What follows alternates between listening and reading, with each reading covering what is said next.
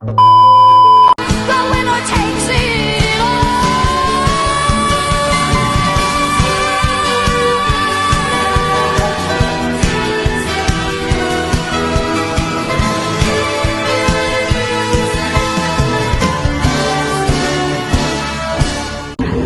Assalamualaikum warahmatullahi wabarakatuh.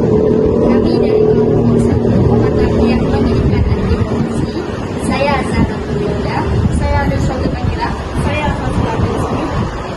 Dia masih berdiri, bendera makin tinggi, berkibar tiap pagi dimakan matahari. Merah makin memudar, yang bunglon merasa benar. Putih makin menguning, yang pintar masih berpaling.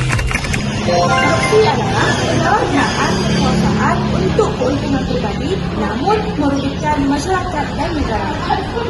Dampak dari korupsi mencakup dalam beberapa aspek. Yang pertama, kerusakan ekonomi, kerusakan infrastruktur, kerusakan moral, dan kerusakan kebudayaan dalam masyarakat.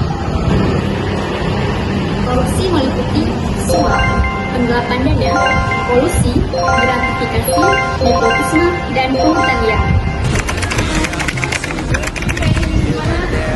Yang kemarin kurang memuaskan. Kenapa?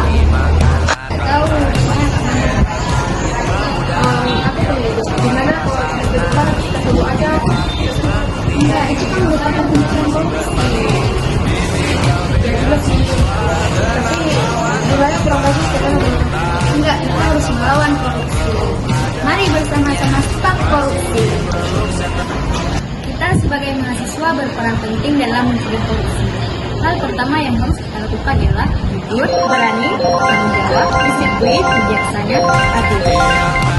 Indonesia bebas dari korupsi, masa depan lebih Berkibar tiap pagi dimakan matahari. Merah makin memudar, yang bunglon merasa benar. Putih makin menguning, yang pintar masih berpaling.